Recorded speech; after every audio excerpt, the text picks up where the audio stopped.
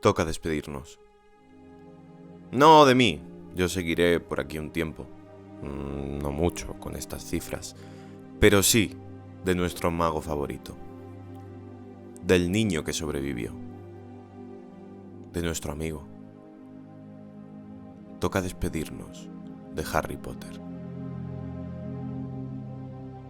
Pero como dije al comienzo, no empecé Potter de mierda por gusto.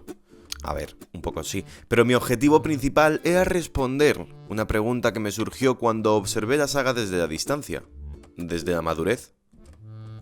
¿Tiene sentido toda la devoción que causa? Ya hemos hecho un repaso a toda la saga que ha quedado más o menos así, pero ahora toca mirarla globalmente y sacar conclusiones. Pero antes, la sorpresa. Mirad, con este tema he tenido un problema. Y quiero ser transparente con el público, así que os lo contaré. La idea era hacer una review de una cosita de Harry Potter que se me quedaría colgada. Todo el mundo pensaría que hablo de animales fantásticos, pero yo daría el girito y hablaría de Voldemort, los orígenes del heredero, el fanfilm que trata la historia del antagonista de la saga. Esta sería una película realizada con mucho cariño y con un acabado resultón, de tono independiente, que explotaría la parte no contada de un personaje interesante, con buen gusto y con cierta sensibilidad, que se preocuparía de contar una historia realmente coherente al no depender de los caprichos de ninguna obra literaria. Demostraría que la saga es capaz de muchas cosas con un poco de empeño y cariño, y que todo su universo aún tiene muchas cosas que decir. Pero los prejuicios son muy malos y no puedo forzar tanto la máquina. Voldemort no sirve para que hable de todo esto porque es una mierda. Ideas gordas. Os la dejo por aquí por si queréis un buen lavado de estómago. Está gratis en YouTube. Vaya por delante que casi me duermo durante su visionado, que no llega a 1 hora. A los pocos minutos me pregunté qué coño hacía viendo una adaptación de Dishonored, y después de tragarme un giro final que incluso yo he utilizado en mis obras, no puedo hacer otra cosa que preguntarme qué había visto. El mediometraje nos habla de la transformación de Tom Riddle en Voldemort, tomando un momento muy preciso de su vida, sus últimos años en Hogwarts. Mediante un conjunto de flashbacks, algo mal introducidos a veces, nos van mostrando cómo forma parte del grupo de los herederos, cómo se cobra sus primeras víctimas o cómo forma sus primeros horrocruxes. Que me suena un poco Theo y sus primeros horrocruxes, pero vale. Su historia se desarrolla a base de diálogos y algún rifirrafe espontáneo, en un ejercicio casi teatral que en ocasiones ignora las bondades del séptimo arte y nos coloca conversaciones con una realización básica, de las que piensan que cuanto más se acerque el plano, más intensidad tiene la escena. ¿Sabéis qué es eso? Es una puta lentilla y utiliza este recurso miles de veces. Hay escenas que no están diciendo absolutamente nada, que tienen un primerísimo primer plano que hace que parezca que les están revelando el mayor secreto del universo. Esta forma de narrar podría salvarse con diálogos bien construidos, que no es el caso, pues son explícitos, suelen dar vueltas sobre la misma idea como quedándose anclados y a veces rozan lo estúpido. O podría salvarse también con unas interpretaciones que compensaran sus carencias, pero tampoco es el caso. Movimientos forzados, sobreactuación y lo peor de todo, está doblada. Y el doblaje es lo peor que he oído nunca. Te saca total de la película constantemente, en serio. Resulta que gran parte del equipo es italiano y teniendo en cuenta que este film corría el riesgo de no llegar a demasiada gente, decidieron doblarlo al inglés entero. ¿Qué es lo que pasa? Que no han subido la versión original y ahora tenemos por defecto una versión horrible. Lo más alabado del conjunto es su imagen y su aspecto profesional. No voy a venir a criticarla porque cumple en términos técnicos e incluso la secuencia del interrogatorio me parece una sobrada en cuestiones de iluminación, pero no entiendo el porqué de planos como este y lamento que no hayan perseguido el tono desaturado de las mejores obras de la saga para colocarla a la altura. Mirad, esto es lo que he hecho yo en 5 minutitos con una copia bajada de YouTube. Pero bueno, oye, en este departamento aprueba, y en el de los efectos especiales lo hace con holgura. Los efectos especiales siempre han sido importantes en la saga, y vería muy complicado que esta pudiera haber nacido antes de la llegada del digital. En Voldemort los han trabajado correctamente e incluso algunos son más impactantes que en la saga oficial. Y no soy un experto, pero si alguien cree que incluir un montón de rayitos de colores y un mito tiene poco mérito, mirad este personaje. En serio, los efectos especiales de esta película se los han currado mucho. Además, si buscamos un pelín, vemos que fue el propio director, Gianmaria Pesato, el que los realizó. Vaya acento estúpido. En fin, que fue el director el que los realizó, por lo que no me extrañaría que le pegase duro durante meses en un ejercicio autodidacta. Y por último, otro de los problemas de Voldemort es su propio concepto. Ya de por sí, de base, los creadores tiran de originalidad y se inventan ciertas cuestiones, lo que no deja de ser un paso arriesgado e innecesario. Los 4 herederos, toda la movida de los magos rusos... Ya dije que yo no iba a tener en cuenta los libros, pero si vas a adaptar una historia, sí tienes que hacerlo. Y me parece innecesario, porque la vida de Voldemort tiene los suficientes momentos interesantes como para sostener un relato, sin necesidad de grabar en Hogwarts, su etapa en el orfanato, su graduación... O si no, una historia súper chula y poco exigente de realizar que les habría dado muchísimo juego. Cuando abandona el orfanato, encuentra a su tío Morfin y este le cuenta la historia de sus progenitores. Luego se carga a su padre y hace que su tío piense que ha sido él. ¿No es guay? Caben flashbacks, localizaciones sencillas, varios personajes que atraviesan varios arcos argumentales, algún que otro momento de tensión, una exploración adecuada del personaje y de su mitología. Y no nos engañemos, una historia más interesante que la de los recruits y no sé qué mierdas. Si yo fuera un productor y me trajeras ambos guiones, ten claro que me quedaría con el mío. Pero en fin, las posibilidades perdidas me entristecen y me hacen plantearme si no será la franquicia algo difícil de adaptar. Vamos a ser honestas, estén mejor o peor, ninguna película de Harry Potter va más allá de lo notable. Se tratan de obras que abordan el crecimiento de un grupo de jóvenes sin apenas ahondar en su psicología ni plantear un arco evolutivo marcado. Harry y los demás se van encontrando con inconvenientes y los van solucionando. Punto. Los misterios que nos muestran se reducen a 1 o 2 culpables como mucho, que cambian repentinamente llegando al final, mientras que una obra detectivesca o de misterios se caracteriza por poner en el punto de mira a casi todo el elenco. En Harry Potter se observa todo desde un punto de vista maniqueísta en el que solo existen 2 bandos, buenos y malos, permitiendo que los personajes pasen de un bando a otro alocadamente, como le ocurre a Sirius, a Snape o a Ojo Loco, y permitiendo cuestiones tan extrañas como la del gobierno. Se supone que es una entidad aparte de los mortífagos, como el tercer bando de una batalla, pero qué casualidad que esté contra los buenos en todas las pelis en las que aparece, ¿no? Las posibilidades habrían sido infinitas. Magos infiltrados, alianzas débiles, luchas internas, segundas intenciones... Pero el ministerio se reduce a ser el malo en la 5ª parte por sus movidas con Dumbledore y a ser el malo en la 7ª por el golpe de estado. Y todo esto sin hablar de los constantes fallitos argumentales que muestran las obras. Joder, y si simplemente la obra y el universo creado por J.K. Rowling no es apto para el cine. Pensamos que todas las obras literarias se pueden adaptar, pero ¿cómo haríais una versión decente del árbol de la ciencia? ¿Cómo adaptaríais todos los procesos mentales que pasa el protagonista de la Metamorfosis, de Kafka? ¿Cómo construiríais un relato medianamente decente de La Colmena? Como hemos visto muchas que han salido medianamente bien, pensamos que todo puede ser grabado, pero a veces hay historias que no, y puede que el universo de Harry Potter sea una de ellas. Vale, vamos a rebobinar. La idea era hacer una review de una cosita de Harry Potter que se me quedaría colgada. Todo el mundo pensaría que hablo de animales fantásticos, pero... Así que decidí volver al plan original. Animales Fantásticos no me disgustó la primera vez que la vi, pero fue en su estreno. Su revisionado gana enteros, ya que la obra es un puto caos organizativo y a la primera vuelta es fácil que acabemos desorientados. Pasan cosas con mucha entidad muy constantemente, y los personajes van de un lado a otro sin definir muy bien qué es lo que persiguen. Cada escena se permite el tiempo que le da la gana para desarrollarse, consiguiendo que incluso yo me plantee en qué punto de la historia estoy. si ha terminado la introducción o en qué parte estoy del nudo, si comienza el desenlace. Y es que, antes de lo que se puede considerar el primer giro, ya hemos podido disfrutar de varias escenas en las que los personajes, incluso, pasan por diversos estados.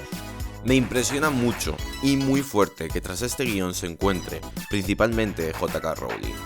Sin entrar en spoilers, porque igual hay gente que no la ha visto, debo decir que la simpleza de Harry Potter se abandona a lo bestia, y la autora gestiona una historia de personajes complejos y de desarrollo complejo y de contexto, pues eso, complejo. Olvidaros del bueno buenísimo y del malo malísimo. En esta obra todo el mundo tiene múltiples facetas, y todo el mundo está construido con aristas y con un carácter muy marcado, logrando al mismo tiempo que Animales Fantásticos cuente con una variedad temática que, aunque poco homogénea, no es tan simplista como la de la saga principal.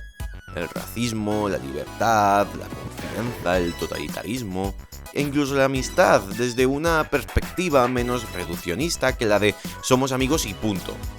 Debo decir que sigue sin ser una obra reflexiva y que toda esta variedad se puede perder entre pum y ar, pero al menos hace por poner sobre la mesa algo más que un conjunto de personajes yendo de A a B. Joder, sin spoilers, ¿vale? Pero comparad lo que antes os he dicho del Ministerio de Magia en la saga principal con la cantidad de bandos en esta obra y sus relaciones.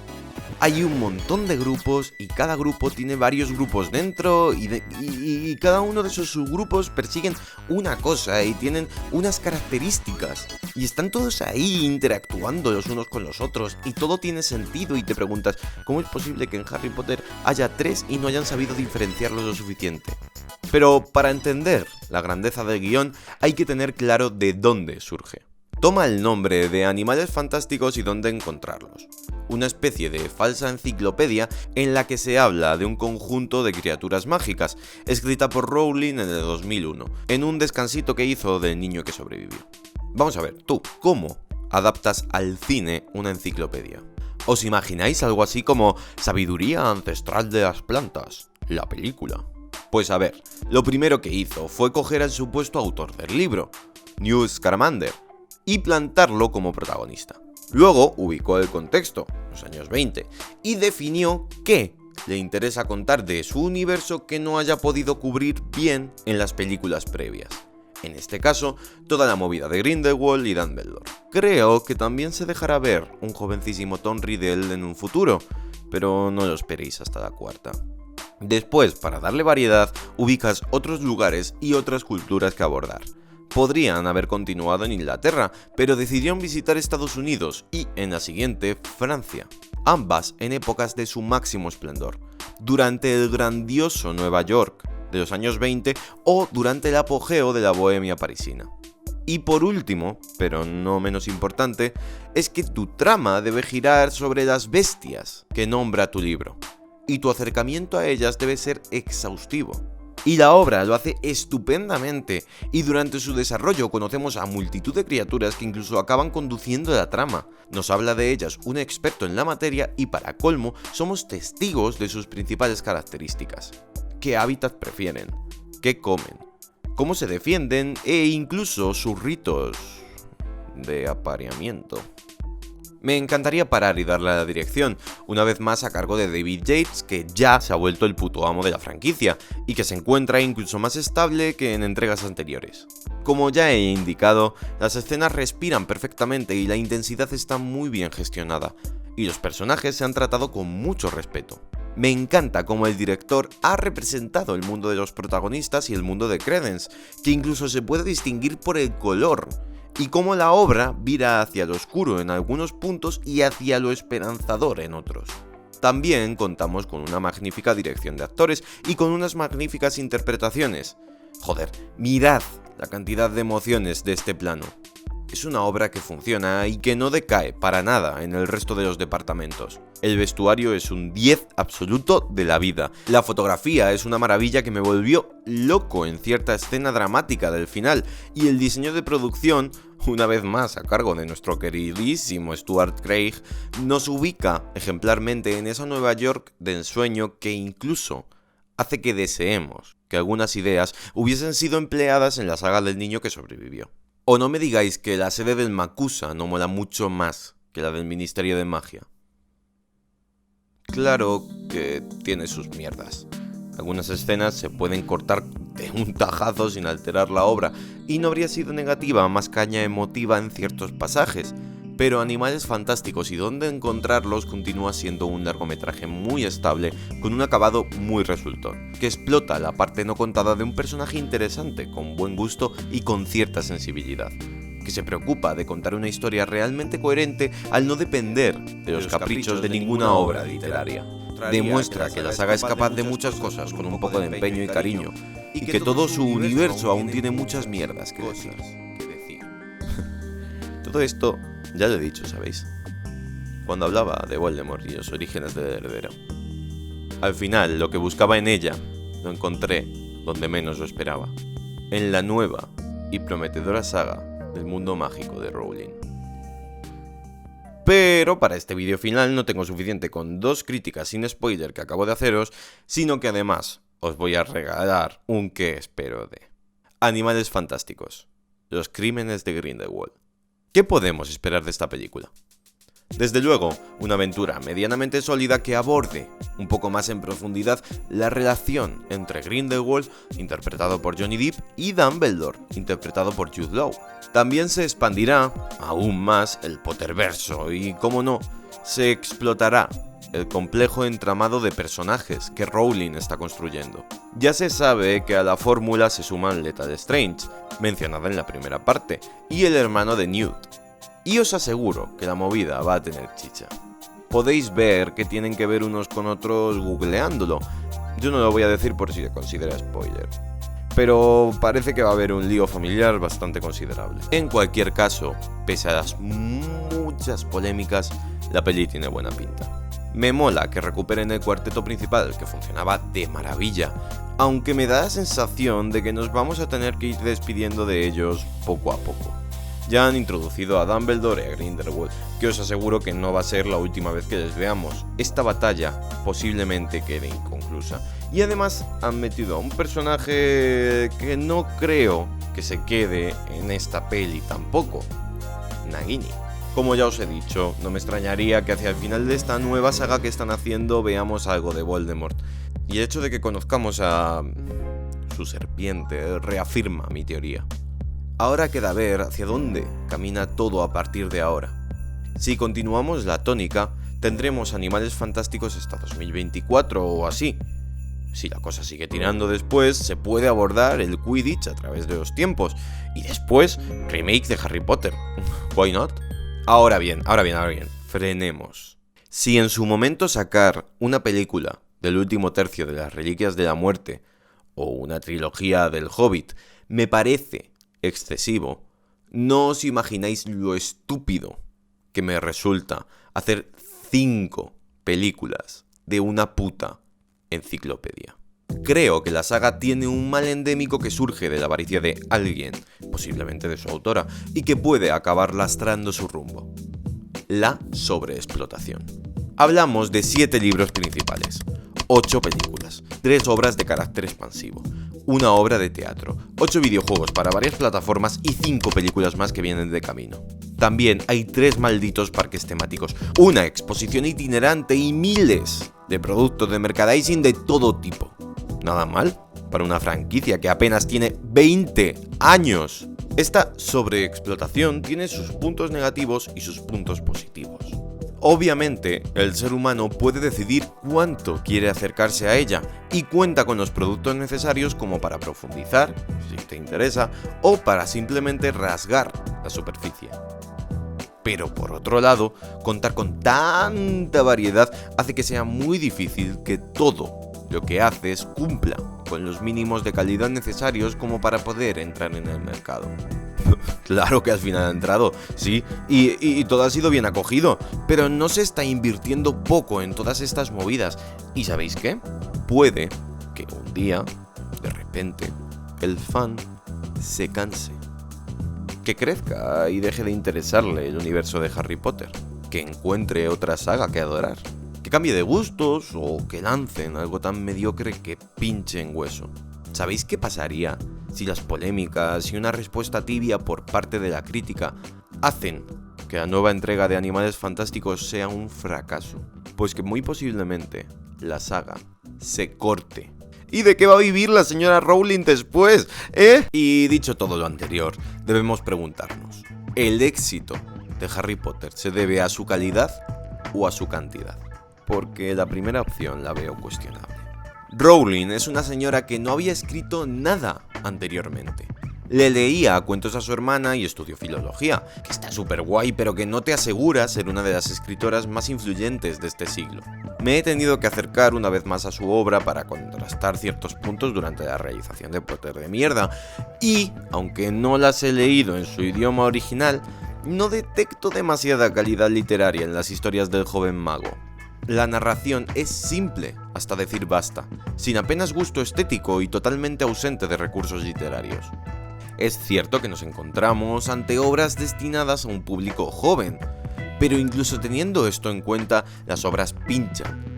Sus historias no persiguen ninguna moraleja ni hablan de nada en concreto. Se limitan a plantear un conjunto de situaciones y de misterios. Cada obra podría haber girado en torno a una etapa del desarrollo del trío protagonista, y cada libro podría haber tratado un nuevo aspecto de su madurez. La asimilación del individuo, la importancia de sus vínculos sociales, su posición en el mundo o sus aspiraciones, la definición de su sexualidad o de su ideología política. Son mensajes que se podrían haber tratado y joder, tienes 7 obras, tienes muchísimo campo por delante. Sin embargo, tener un mensaje potente y marcado supone hacer que el protagonista lo aprenda y que por empatía lo interiorice el lector. Pero Rowling toma una decisión fatídica que anula toda posibilidad de evolución. Hacer a Harry Potter perfecto. Harry es el bueno, y hasta ahí bien. Como todos los buenos, debería tener un problema que se solucione en el desenlace. No estoy diciendo locuras, todas las buenas historias se desarrollan de este modo. Protagonista tiene un problema personal. Surge un conflicto exterior y al final la solución de ese conflicto le lleva a superar su problema personal. Sin embargo, muy pocas obras de Harry Potter parten de un problema personal, y Harry se dedica a resolver conflictos externos sin que le supongan a él mismo un desarrollo. Si nos ponemos pejigueros, quizás sí podríamos encontrar algo que rascar, como sus dudas en la quinta película o su competitividad en la cuarta, pero se encuentra todo tan poco marcado que debemos hacer un esfuerzo sobrehumano para localizar su evolución. Sus rayadas a veces surgen de la nada o se ven representadas en los personajes secundarios, pero no en él mismo. Creo que el problema es que Rowling diseñó a Harry como a un héroe intachable, como a un chico modelo de voluntad inamovible que representa el buen hacer. Harry es el bueno, y muy pocas veces tiene comportamientos cuestionables o actitudes negativas, y cuando las tiene, son muy veladas o están sobradamente justificadas. En la tercera parte llega a plantearse quitar una vida, pero el planteamiento de la obra no observa esto como un desliz moral, sino como un impulso comprensible fruto de las circunstancias. Harry es incuestionable. Y quizá esto funcionaba con el Mio Cid y otros modelos de conducta a lo largo de la historia, pero no con una historia moderna adolescente. Creo que también tiene parte de culpa, y esto va a levantar ampollas, la escasa imaginación de su escritora. No deseo restarle mérito al universo que ha construido, pero tampoco podemos tacharlo de original ni de pionero. A efectos prácticos, supone mezclar los internados de novelas de formación con la imaginería de las historias de fantasía. Existen elementos adheridos que ayudan a conformar la mitología de la obra y los personajes que protagonizan las historias que Rowling pone sobre la mesa, pero nada de esto logrará que nos impresionemos. Harry tiene la piedra filosofal, el cáliz de fuego, los horrocruxes y las reliquias de la muerte. Y la historia interminable, por ejemplo, tiene el pantano de la tristeza, el veneno de Igramul o el espejo de las 3 puertas mágicas. Mirad, la piedra filosofal te vuelve puto inmortal, los horrocruxes hacen que no te puedas morir y las reliquias logran que te escapes de la muerte. ¡Muy bien! ¿Cuántas diferencias, hay entre unos y otros? Joder, vaya variedad de elementos. Rowling tiene una imaginación impresionante. Los elementos sirven a los acontecimientos de la trama de forma muy conveniente y a veces incluso suponen atajos que, bueno, no se los voy a echar muy en cara porque están justificados de alguna manera. Aunque sí que voy a criticar a los personajes y aunque me baso principalmente en las películas, estoy muy seguro de que en los libros pasa algo parecido. Ya he comentado que hay muy poco trabajo en esto de los bandos, pero poneos ahora a pensar en Sirius, en Hagrid, en Hermione, en Umbridge e incluso en el propio Snape. Su desarrollo, el desarrollo de todos estos personajes es nulo. Y aunque todos cuentan con cierto trasfondo, durante sus historias se limitan a estar allí y poco más. No evolucionan, no cambian y no progresan. Plantean situaciones y conflictos, pero no cuentan con ningún arco propio. En El Señor de los Anillos, por ejemplo, casi todos tienen uno, y algunos son realmente complejos. Pero claro, si la psicología del personaje principal, Harry, es tan pobre, ¿cómo le podemos exigir a los demás?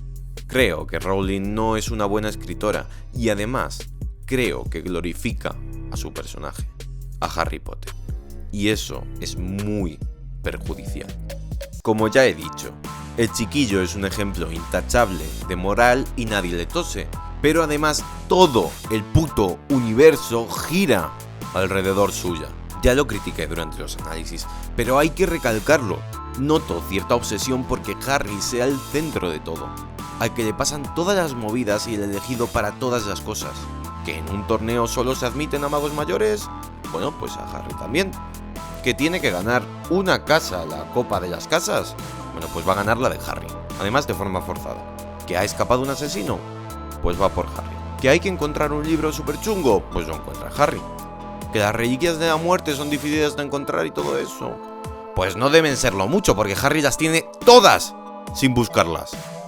Joder, mirad la que lían con las varitas para que Harry sea el centro. Que si se la quité a Draco, pero no era esa, porque la tenía Dumbledore, pero luego la cogió Voldemort, pero no valía porque era de Draco, porque Draco desarmó a Dumbledore. ¡Oh! Encima, para una historia que no cuenta ni simboliza nada. Es un poco vergonzoso.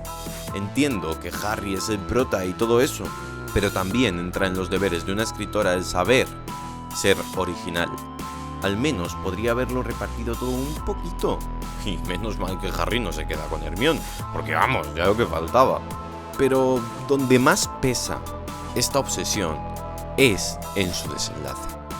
Rowling ama a Harry Potter, y eso le llevó a uno de los grandes errores de la historia: no cargárselo al final. Vamos a ver, sobre el papel sí que se lo cargó, pero me refiero a una muerte real, a una despedida absoluta, a un sacrificio. Vamos a ser objetivos y a pensarlo por un momento. La obra caminaba a un enfrentamiento final, pero ese enfrentamiento llevaba tiempo siendo muy claro. Harry debía morir a manos de Voldemort para que la obsesión de este señor con el poder adquiriera su máxima expresión, destrozando un pedazo de su propia alma por acabar con su enemigo de manera ciega. El resto del percal estaba preparado para esta muerte. Su sacrificio, el peso de todas las muertes que llevaba a la espalda, sus conversaciones con sus seres queridos y el monólogo final de Neville pierden fuerza cuando el chico resucita y dice: oye, ¿sabéis todo lo que habéis avanzado en este rato? ¿Esta catarsis rara que habéis tenido? Pues a tomar por culo. Y joder, si se hubiera quedado muerto, cogería mucha fuerza, ya que Voldemort podría haber muerto a manos de Neville, o de Ron, o de Hermione, o de Ginny, o de todo Hogwarts, o no sé, incluso de Draco. ¿Os imagináis ese final, lo potente que habría sido? Y además, que alguno de estos le diera el tiro de gracia a Voldemort demostraría que Harry no era el centro de aquella lucha, sino que lo eran los ideales que representaba, como dice Neville en su monólogo. Además, toda la movida de las reliquias de la muerte se la habrían ahorrado, porque vamos a hablar con claridad. Preparaos porque ahora vienen hostias. Las reliquias son objetos que Rowling se inventó para justificar que su protagonista resucite y que no tienen mayor impacto en la trama. ¿Que no? ¿Y por qué creéis que solo aparecen en el 7º libro? Se supone que es una fábula famosa, ¿no deberían conocerla? Es más, la capa de invisibilidad es una de ellas, y Ron conocía la historia. Ron no debería sorprenderse o mencionarla un poquito de pasada cuando se la regalan a Harry. Una vez me contaron una historia sobre esta puta mierda. Es como si un buen día a tu amigo le regalan misteriosamente una tal espada de Excalibur. No se te ocurra mencionarle, oye, me suena de algo. Rowling es tan mala que ni se olió que tendría que liar todo eso para su final. Así que lo introdujo forzadamente cuando lo necesitó. Y muchas personas me dirán, oye, pero es que sin las reliquias la historia de Dumbledore y la obsesión de Voldemort no se entiende y bla bla bla bla bla. ¡Tonterías! Como ya he dicho, lo de las varitas es una movida que sobra, y la obsesión de Voldemort por la varita de Sauco funciona igual, sin la necesidad de sumarle movidas raras. Él puede querer la varita por su poder, punto. Y en cuanto a Dumbledore, su objetivo junto a Grindelwald era ser inmortales, y él mismo habló de su miedo a la muerte. Así que podrían haberlo sustituido por un elemento que ya nos sonaría de algo. La piedra filosofal. Una piedra que hace que no puedas morir y que Dumbledore buscó por mucho tiempo, que luego encontraría a Harry y que tiraría por su deseo de morir. Sé que la piedra no te hace inmune, pero me entendéis. Al fin y al cabo, lo que les movía a todos era su miedo a la muerte. Y eso, la piedra filosofal también lo soluciona.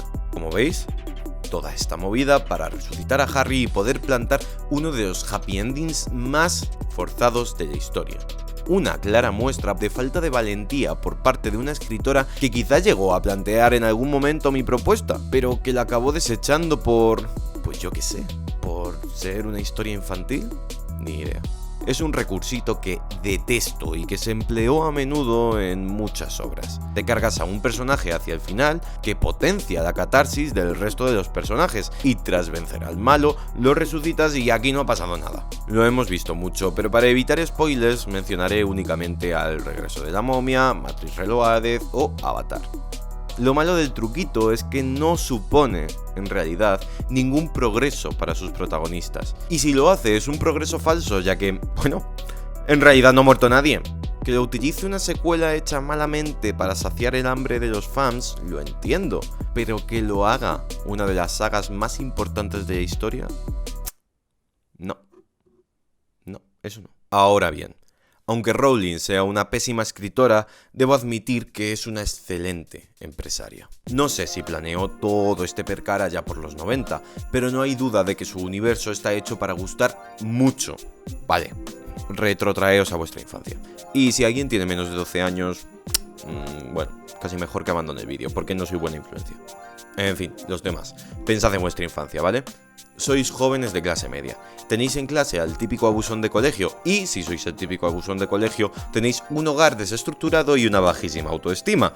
Tenéis que ir al colegio, estudiar, vuestros padres nos compran una consola pero os ordenan hacer la cama cada día y de repente leéis un libro.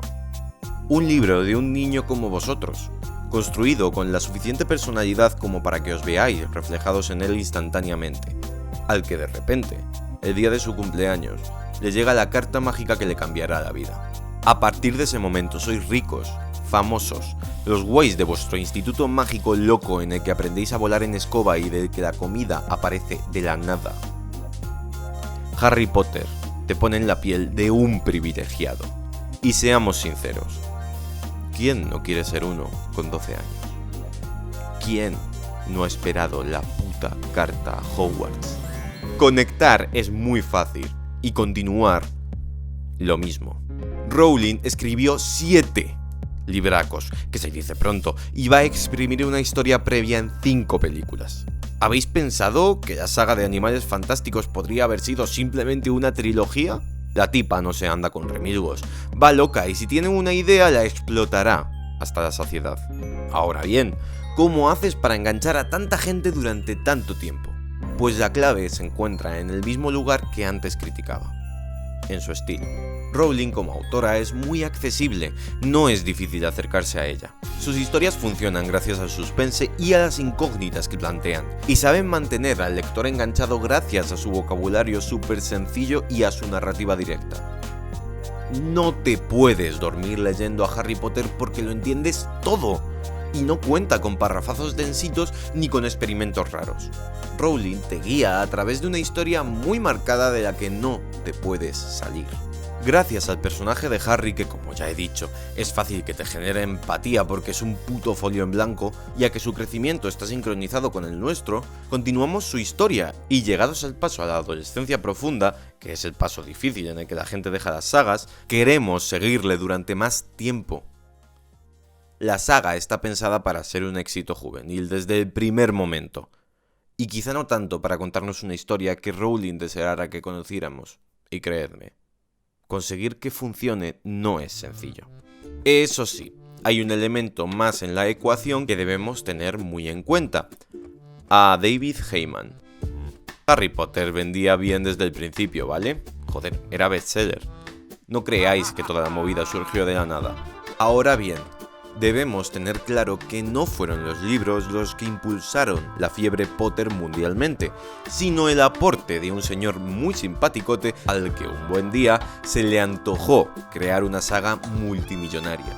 Las películas impulsaron el fenómeno fan, que comenzó a devorar libros con una imagen clara de lo que era el universo gracias al aporte de Stuart Craig. Este cabronazo ha sido un constante en la saga, y a él le debemos toda la estética de las obras. Esos castillos de estilo gótico y esos antros recargados en los que las paredes parecen tambalearse.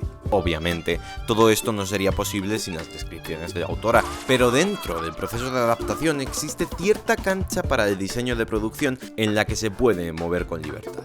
No se puede negar que las películas fueron un acierto por parte de Heyman, y no hay mejor prueba que ver hasta qué punto han influenciado a la industria cinematográfica. El truquito de adaptar una obra literaria juvenil se ha utilizado cientos de veces, y como dije en el vídeo anterior, cuestiones menores como dividir el último capítulo en 2 partes también se han intentado replicar. Todo esto, todas estas obras que han movido dinero a lo bestia y que durante un tiempo fueron reinas de taquilla y que marcaron a una generación, se las debemos a este señor que, un buen día, decidió escoger a la saga de Rowling en lugar de El ogro bajo las escaleras. ¿Sabéis qué? Me he tragado tantas películas de este tipo durante mi juventud que ahora me da un perezote que flipas verme Juego de Tronos. Y sí, Juego de Tronos también es culpa de Harry Potter. En fin, ya vamos teniendo las cosas más claras. ¿Entiendo el éxito de Harry Potter? Bueno, por cómo está diseñado, debo decir que sí. Son obras muy ligeritas, muy fáciles de leer y de disfrutar. El protagonista es un folio en blanco con el que empatizamos de un tiro y además lo acompañamos paso a paso durante su crecimiento.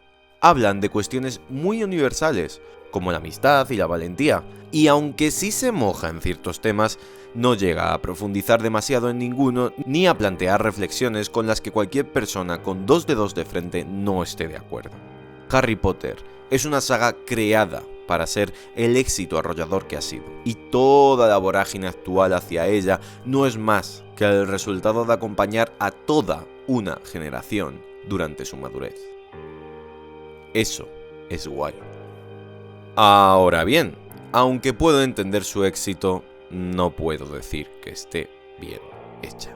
Si hablamos de las películas, incluso las mejores tienen puntos flacos y no son más que meros entretenimientos dirigidos a un público amplísimo. Pese a esos pedazos de repartos que tienen, no encontraremos grandísimas actuaciones por parte de casi nadie. No alucinaremos pepinillos con el enfoque de muchas secuencias, y no creo que sea capaz de emocionarnos si no se pone muy bestia, si no se carga a un adolescente, al único familiar que te queda o a tu figura paterna, y ni tan siquiera con esas secuencias lo llega a conseguir del todo. Harry Potter no le llega a la suela de los zapatos a muchas obras, y menos aún si analizamos la fuente. La obra de Rowling es pobre, carente de imaginación, de relaciones interpersonales sencillas y de un estudio de personajes muy justito. Sus estructuras son básicas, sus posibilidades no están bien explotadas y, para colmo, a veces deja la sensación de que la loca iba escribiendo libros uno a uno, sin haber pensado en su desarrollo previamente. Joder, lleva años remendando su obra en Twitter y justificando gilipolleces sin sentido porque no lo hizo en el momento en que debía, durante su escritura. ¿O acaso creéis que todo eso que dice está pensado de esa forma? No, los fans le están mostrando problemas de guión y ella está buscando en toda su historia a ver cómo lo soluciona. Podemos decir abiertamente que las historias de Harry Potter no están bien hechas, que no son buenos ejemplos de literatura y que además no es la mejor lectura que le puedes dejar a una persona joven. Si tuviera un hijo o una hija, preferiría darle a leer otras obras, como cómics de superhéroes, obras de Carlos Ruiz Zafón, de John Green, o clásicos varios como La Isla del Tesoro, Peter Pan o La Historia Interminable. Pero Harry Potter, por varios motivos, no creo que le ofrezca a mis retoños los elementos suficientes como para ocupar en ellos su tiempo. No creo que les enseñe nada, ni creo que sean historias que les aporten más que un entretenimiento pasajero. Ok, yo los he leído y he pasado mi juventud con ellos, pero eso no quiere decir que haya hecho bien. En mi época, en nuestra época, quizá fue un boom desmesurado e influyente, pero no merece perpetuarse aún más en el tiempo. Y si yo fuera J.K. Rowling, me preocuparía por aparcar la saga y explorar nuevos terrenos, pues en Animales Fantásticos ha mostrado cierta mejoría a la hora de enfocar una historia. Es más, ¿sabéis qué? Si tuviera que colocar a Animales Fantásticos en el ranking, quizá, y solo quizá, iría en primera posición. Y eso es porque el listón está muy bajo. Sé que muchos hemos pasado nuestra infancia y nuestra adolescencia con estas historias, pero no son buenas.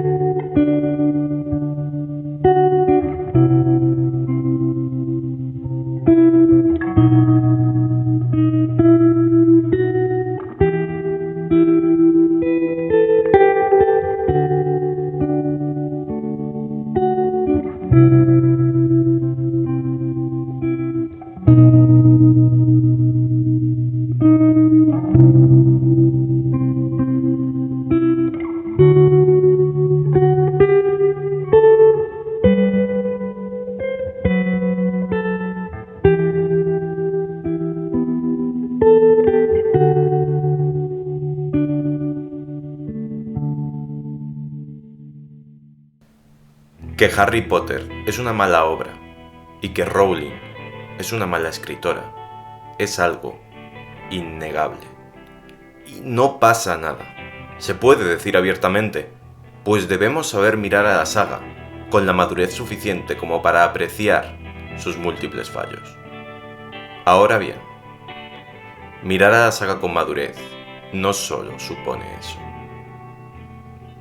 Mirar a la saga con madurez también implica reconocer sus aciertos. También implica entender que nos ha acompañado a muchas personas y valorar que ha crecido con nosotros.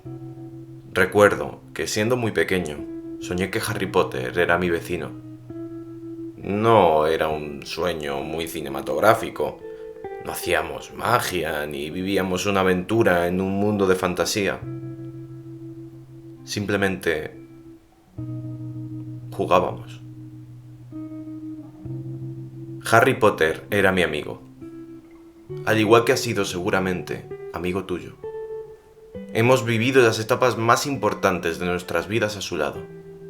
Nos hemos frustrado juntos, nos hemos enamorado juntos y nos hemos hecho adultos juntos. Hemos sido testigos de su crecimiento, de su día a día y de sus aventuras, al igual que él ha sido testigo de las nuestras. ¿Habéis pensado en lo difícil que puede ser crear a un amigo al que no podemos ver ni tocar? Rowling ha sabido crearnos a un acompañante con el que poder caminar de la mano cuando el mundo real nos falle. Y os diré más, ha sido capaz de diseñar un mundo en el que refugiarnos del nuestro. Un mundo en el que nos evadíamos cuando lo necesitábamos. Pero lo más importante, sin lugar a dudas, es otro mundo que Rowling nos ha presentado y al que muchas personas han accedido gracias a ella. El mundo de la literatura. La saga de Harry Potter nos ha forzado a leer, nos ha librado de tópicos juveniles y nos ha enseñado a disfrutar de una historia que se crea en nuestra mente. Leer. ¿No es un éxito lograr que toda una generación devore literatura? Madurar es saber apreciar estas cosas. La vida es muy larga, ¿sabéis? Y los gustos cambian mucho. Harry Potter morirá algún día, tarde o temprano. Rowling irá a otra cosa, o la perderemos.